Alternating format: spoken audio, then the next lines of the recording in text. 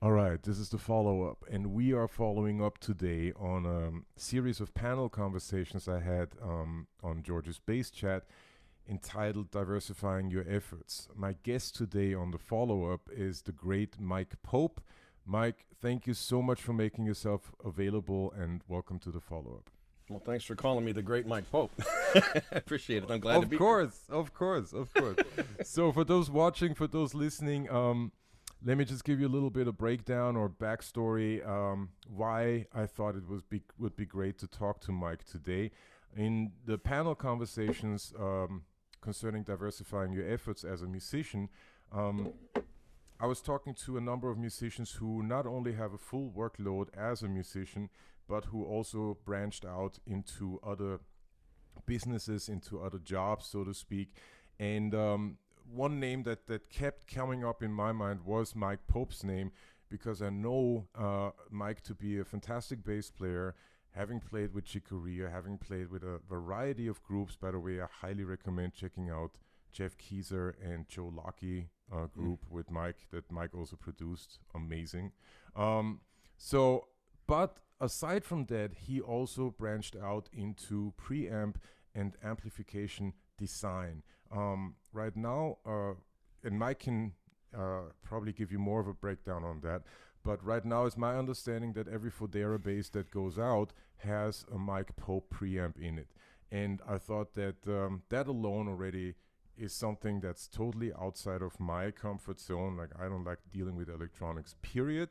But this player has designed his own preamp and has really gone deep into it. So that's why I thought it would be great to have Mike on today.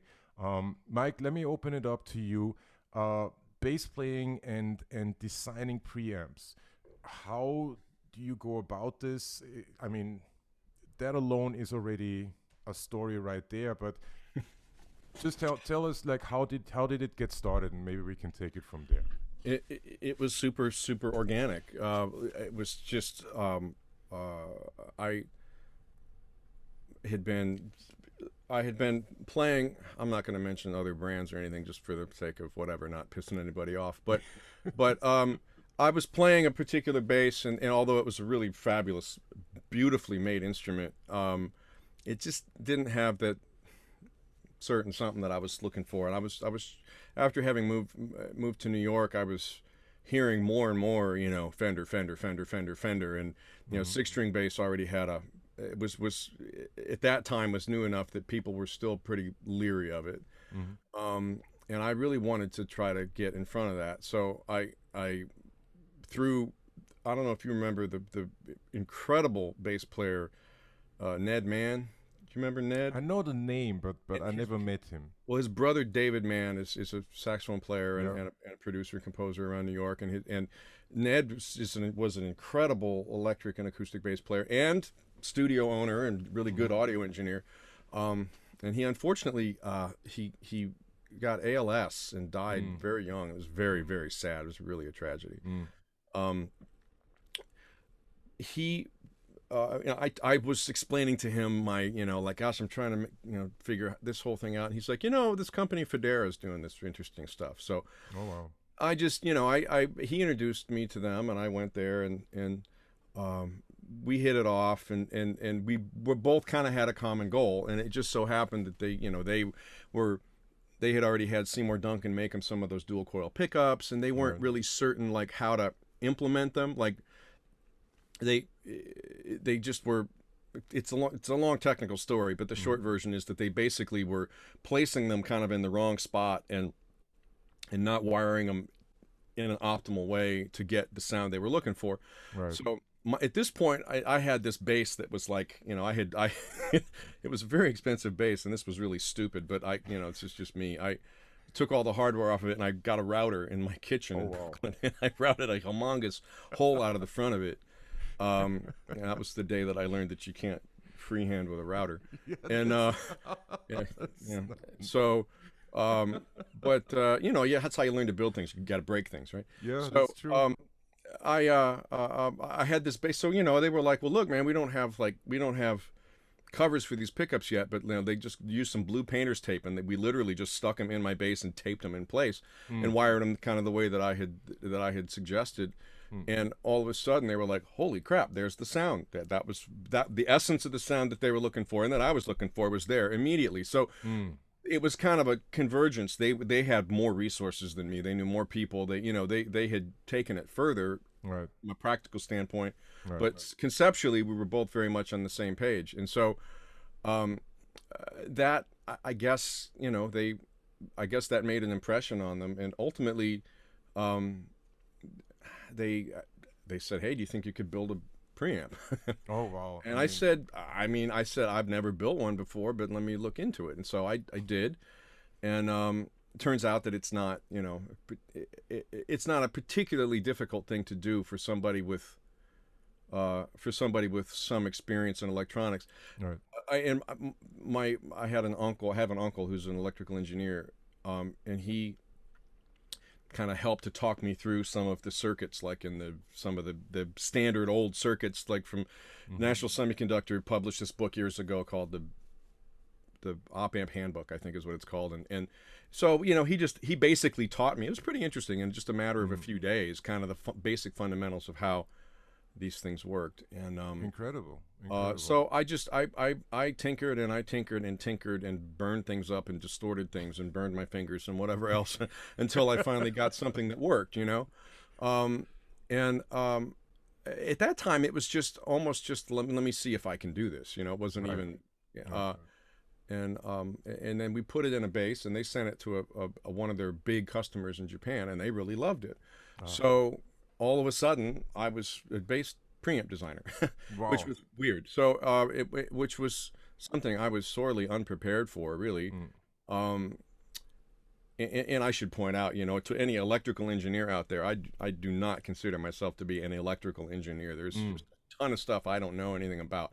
But from a design standpoint, I've come up with some good designs over the years, and it was when I partnered up with my friend David Yates in the mid around 2005 that things kind of took a step up in terms of performance, and because he's an electrical engineer. It's kind of like he's sort of like I'm a musician, and then this part of me is an electrical designer, and he's an electrical designer, and this part of him is a musician, and so you know what I mean. So it worked. It was a really synergistic arrangement, and then so from there it just kind of took off. You did have like a whole business side with the designing of preamps. Is that correct? Well, initially it was for Federa. That was the initial thing. Was I was not employed by Federa, but I was their exclusive preamp supplier, I guess. Right. I mean, this that for Federa kind of reminds me right now. You're in the long line of excellent contributions, because I know a friend of mine has an old Ken Smith bass where at the bottom it says made by Vinny Fodera for Ken Smith, right? Yeah. It's just like for Fodera by Mike Pope. That's like it continuation. And actually I was just talking to John Patitucci the other day about, and he has his bass. He's got it back. The original one. It's a long story. It found its way back to him.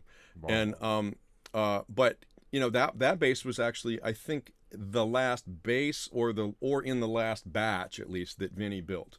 Incredible. So that Ken Smith bass was built by Vinny, and then I got one shortly after, because at that time in my life it was whatever John does. So which that's not necessarily a very bad thing. Yeah, but no, not at all.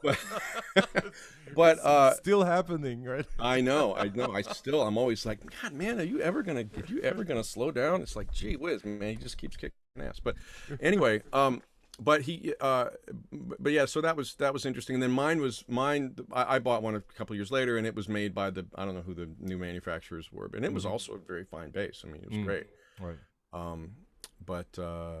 But yeah, so that's kind of what that looked like. I mean, it was just organic. It was like, hey, you think you could do this? I don't know, maybe, yeah, sure. And then people liked it, and then all of a sudden, Mike Pope is preamp designer, and it was just really kind of bizarre. And so I had to, me being the kind of person that I am, and liking to do things 110%, really worked hard to try to live up to that. Right.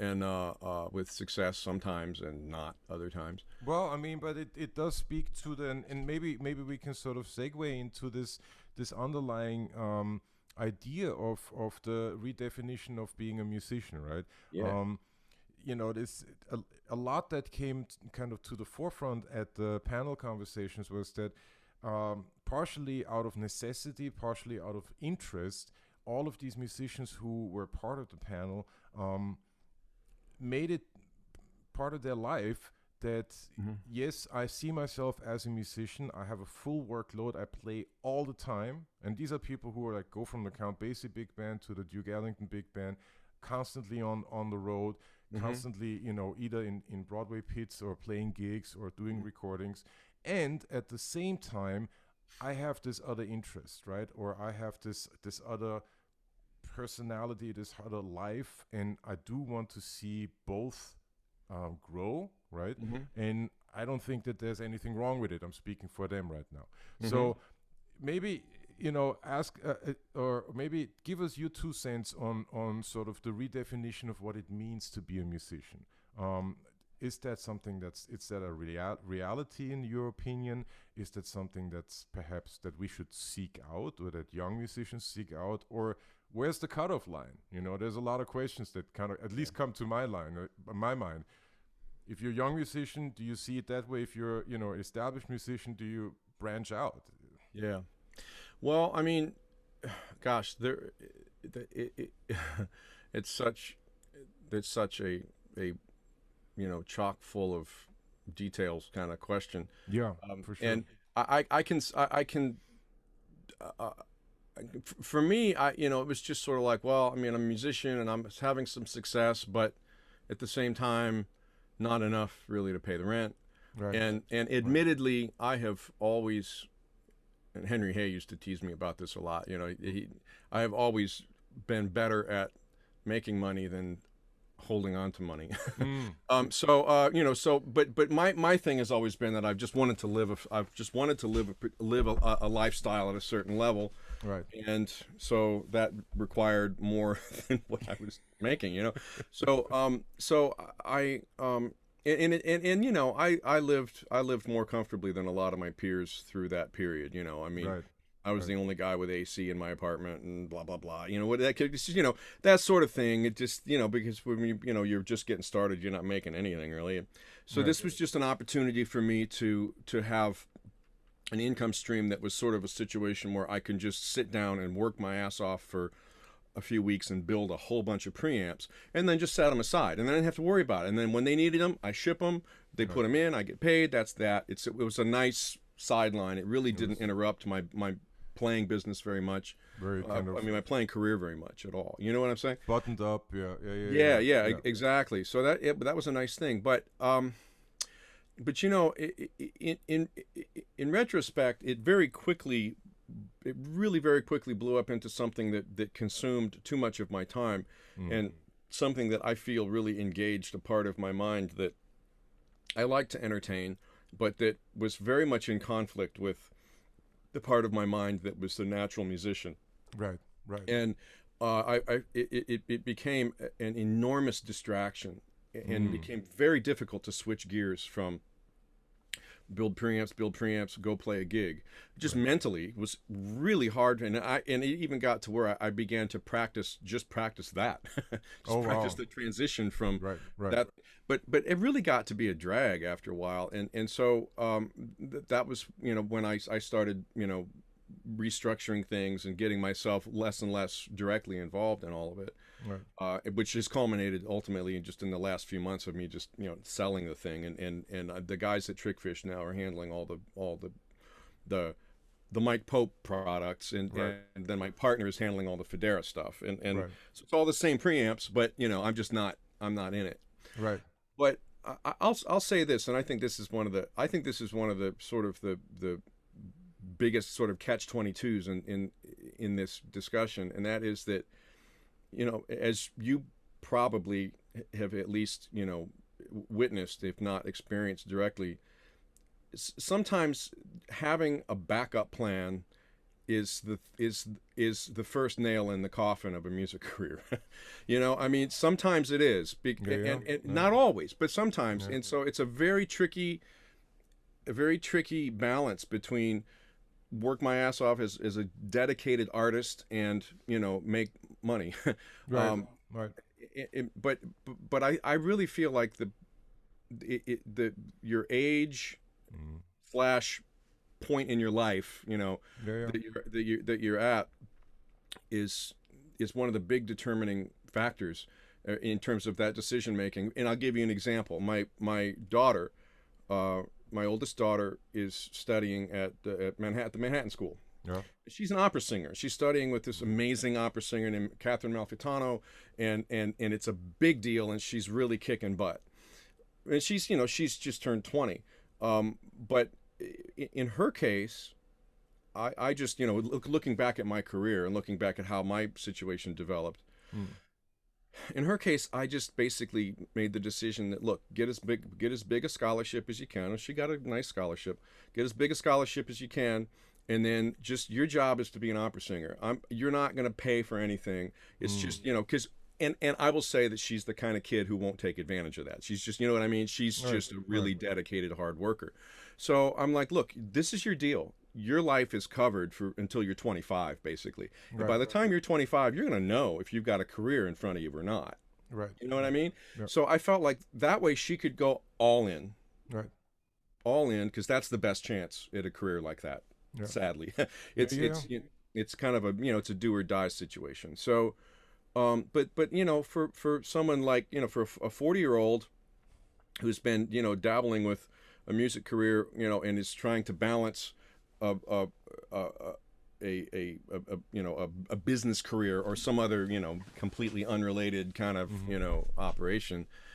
It's more complicated. yeah, It's more complicated. It depends on the decisions that you've already made over the last 20 years. Did you have kids? Did you get married? Did you hmm buy a house? Did you this, that, the other? Who knows? Any of those things, it just gets so much more complicated. And I'm just, I sold my business at an organically good time, because I looked back at how much I'd been making, and I figured out how much it was, and it was just freaking not worth it.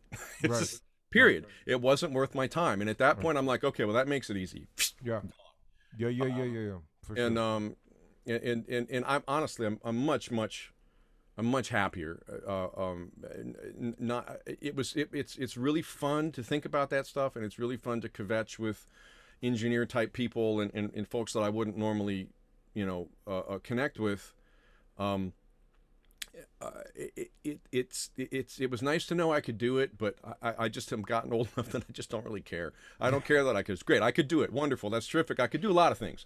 I can fix my car. I don't really fix my car much either, because I don't want to beat the hell out of my hands. So Right, right, I just as my life has progressed, fortunately, I've just things have worked out in a way that I'm not like living hand to mouth still, and right. so it's not as bad. Yeah, Um, I think the governing sort of sentiment here is context, right? yeah, big time. What is your context? Like, where are you in your life? What are your bills? What are your necessities? What are your non-negotiables? Right? Yeah, I mean, right. that's talking about Patitucci. He speaks about that a lot.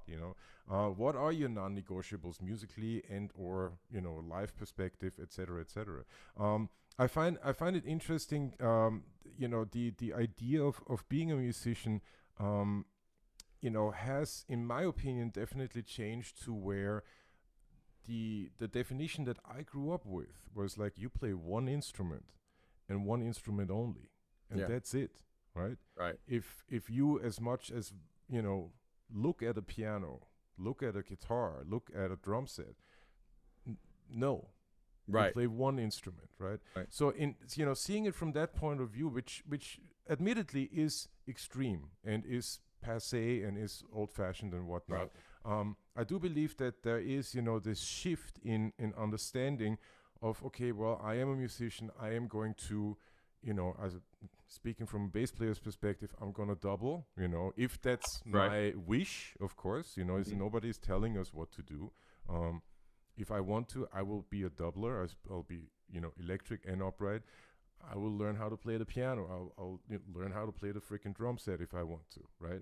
And Yeah. that right there, is already a shift in definition, in my Yeah. opinion, right?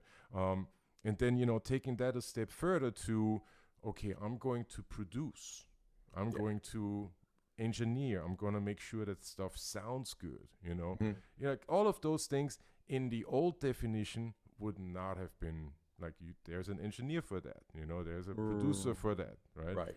So Right. that's where, and on top of that, now we have the situation with the music business not being what it used to be, meaning Right. there are no advances anymore. There's hardly major labels actively pursuing artists, Right. actively pursuing like a long-term relationship with artists. Right. Right. So, right there, I thought, okay, there needs to be like some sort of give and take in our own definition of what it means to be a musician, right?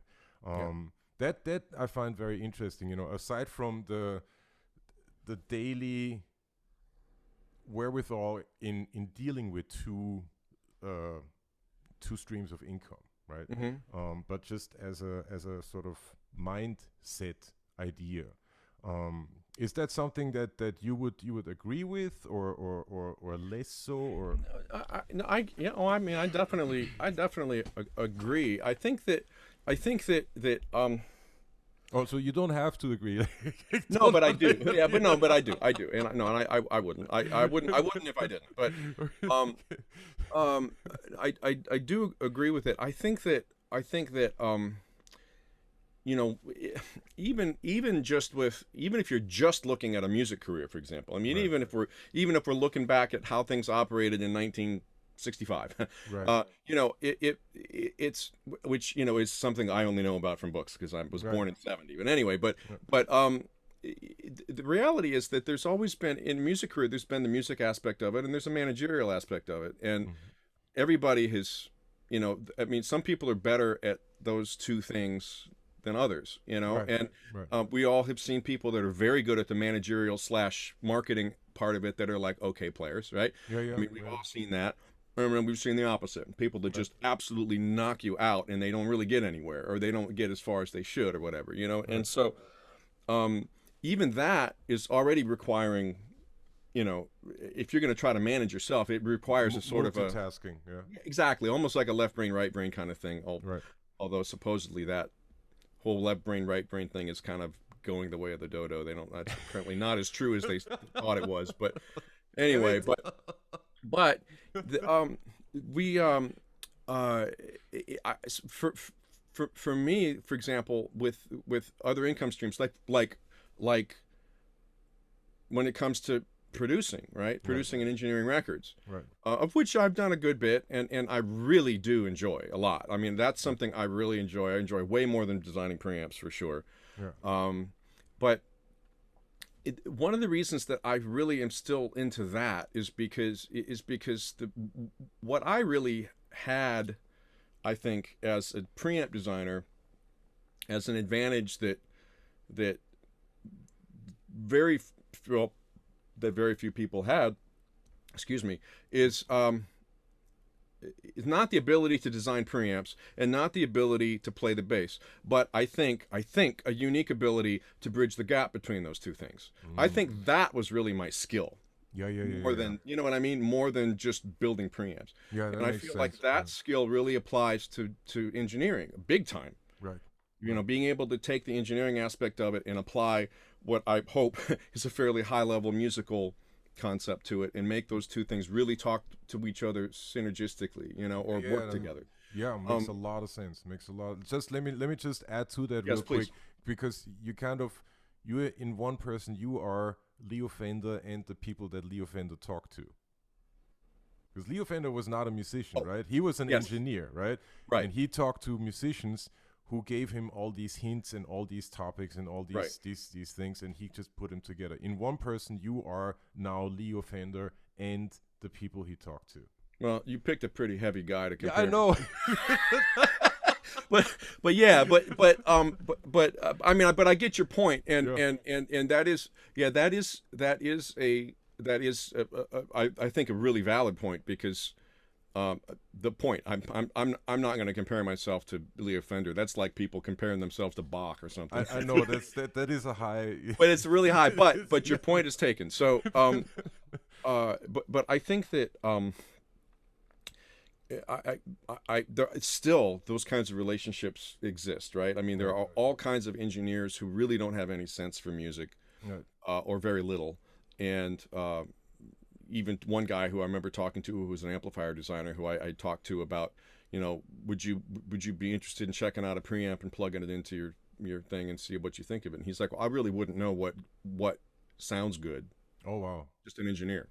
So Mm, I mean, of okay. course. I mean, at least he admitted it. Yeah, yeah, yeah, yeah, yeah, yeah. But the truth is that so many of the products that you see out there, designed by this guy, designed by that guy, very rarely is it really designed.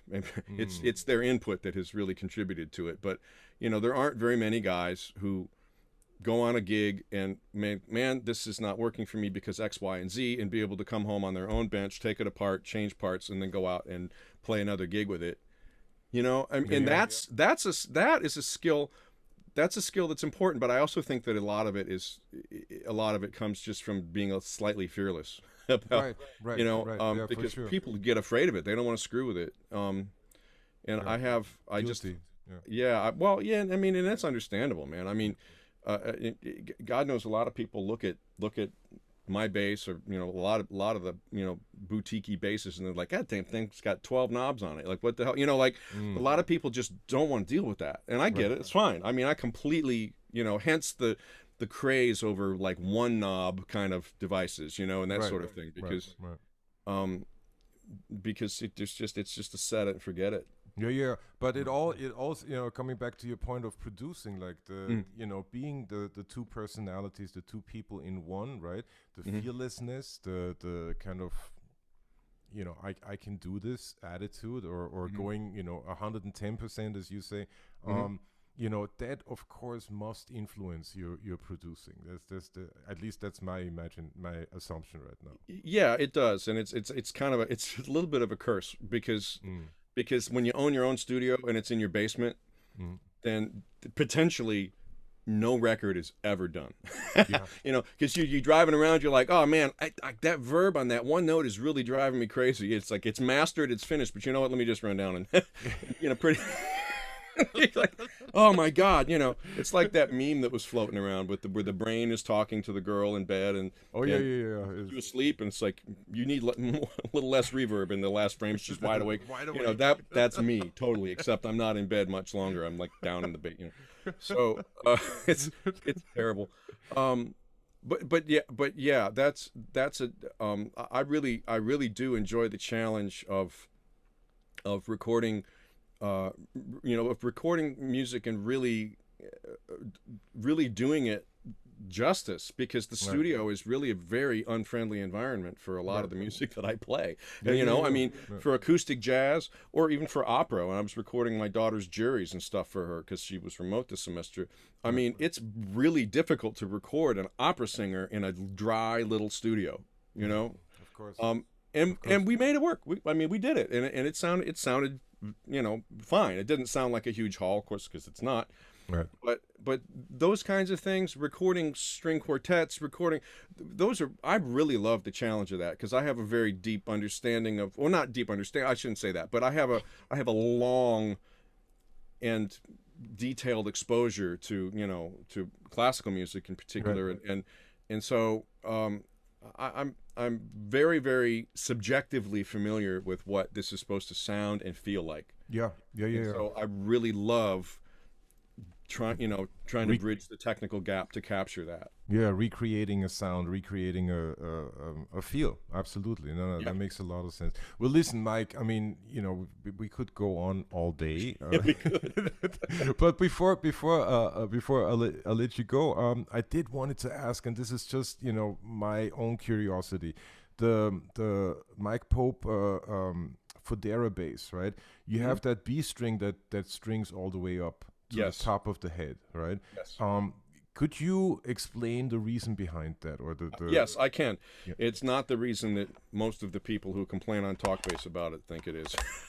It's funny. Never been. It's hilarious. You're looking at a bass player who's never been on Talkbase. Like I don't Well, even know. Like yeah, cool. I mean, it's really hilarious actually. The practically conspiracy theories that surround why we did this. It's like, all right, but for me, mm, I it was much more organic. And some people are saying that oh, they try to say, oh, it makes the B string tighter because it's longer, which is total BS because it's the string, the tension is determined by the speaking length. Doesn't matter what's beyond it.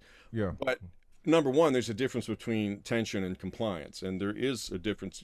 The compliance of the string is different when there's when you don't have a fat little string going a really short distance and turning, and so there's a difference. But but the reality is that's not why we did it. Why I did it was that I was in my quest for trying to capture as much of the essence of a like an old jazz bass as I could from a 6-string bass. right. Vinny Federa and I back in the late 90s thought, why don't let's make a 6-string bass and let's just try to incorporate as many aspects of a Fender bass as we can, just to see where it gets us, which honestly was a luxury beyond luxuries to have. Right, of course. You know what I mean? That was yeah. But so so we did things like he did like a flat headstock instead of an angled headstock. He had a one-piece neck, just like a Fender, like a literal, just not laminated, just one piece like a Fender neck. Positioned the pickups in exactly the same spot. But one of the other things that we decided to do was, only because if you really know a lot about stretch string acoustics, or stretch strings physics, I should say, the non-speaking length does play into it, although it's a much bigger deal, like in piano design, for example. The non-speaking length is very carefully considered in piano design. But we just thought, well, look, let's just try to have the speaking length from the nut to the tuner the same as on a Fender bass. So that means the E string's got to go to the first tuner, and the A string's got to go to the second tuner. So where's the B string go? It goes, so that's just why it's there. That's as simple as that. It's incredible. It's just like, well, that's okay. There it goes. So so the E and the A and the D are all the same, have all the same non-speaking length after the nut. The G obviously doesn't, because we didn't want to make the headstock 9 feet long, and so but we did we just did what we could, basically, reasonably. And I mean, man, it honestly, that extended B thing set off the most ridiculous shitstorm I've ever seen. Pardon my French. No, But it it's really all good. It was just like, I mean, man, the accusations and insinuations on Talkbase were like mind blowing. So I was like, whatever, I mean, that's why I just stopped getting on there, because I couldn't deal with that. But Fair enough. Yeah. Anyway, but yeah, it's just, again, that's the story. That's the very story practical behind reason, and it's a very similar story to why I do everything I do, because I don't like it the way it is. Right. I do something, I mean, it's just, that's all. There's nothing more to it. And Yeah. God knows I'm not a marketing genius. It's not like I've sold millions of dollars worth of preamps in my life. It's just, I'm just building stuff because it sounds good. That's what I did it. That was the only reason. So Right. Now you had you had an interest for it. You had a passion for it, and you went for it. I saw a need. Exactly. I just got tired of being on stage and being like, man, my bass sounds thin, and turning up a bass control and just having it just all do nothing but add mud. It's like, I'm like, I don't want. I want my bass control to make my bass sound like my bass, but bigger, and that's. I made a preamp that would do that. There are other preamps that'll do that too, I'm sure, but it just, in my experience, what I had at the time wasn't making it. So I messed with it. So, yeah. No, fantastic. Well, listen, so Mike. Simple. Yeah. Keep it simple. Listen, Mike Pope, thank you so much for being here today and contributing to this. And this is an ongoing conversation. There's, like, as I mentioned already, there's a bunch of people who have come to me and said, like, yeah, I wanna say something about that too. It's been on my mind. So this, I really appreciate you taking the time today. and speaking to me, speaking to the audience, and letting them in on what was behind your ventures, so to speak, and what is what kind of translated, I think, very organically and very logically into producing. I would imagine that the whole engineering bit definitely influenced you as a producer, and again, interests and Absolutely. needs, and all of that. So Mike Absolutely. Pope, stay safe out there. Much love to the family. Make sure you all get well, get treated, get vaccinated, wear Yeah, we're we're masks. we're all we're all vaxxed up here, man, and we're in good shape. And before we go, I want to say Yeah, one yeah. thing. Go ahead. When I was in college, Yeah. um, in North Texas, back in I think it was about 1990 or so, I played with your dad. I don't know if you knew that, Oh yeah. but I played a concert with him. He came down. He just guested with the band. Man, it was a blast. It was what an experience to get. I mean, I got. I mean, to be able, just even though it was in college, to be able to say I got to play with Art Farmer is amazing, man. It's just like, geez. Awesome. Well, I mean, yeah, yeah. Yeah. You told me that many years Oh, ago. did I? Right? Well, okay. Well, now everybody knows. Everybody's out there. We can't unless I edit it out. Well, you could do that, I guess. You should just leave. You should just leave that part in. Just unless I edit it out, and people are like, edit what? Exactly. Anyway, Well, listen, Mike Pope, thank you so much again, and stay safe. Hopefully, in the not too distant future, we'll see each other, in person, and stay safe until then. thanks, George. George, I really appreciate it, man. You got it. Thank you. Okay, take care.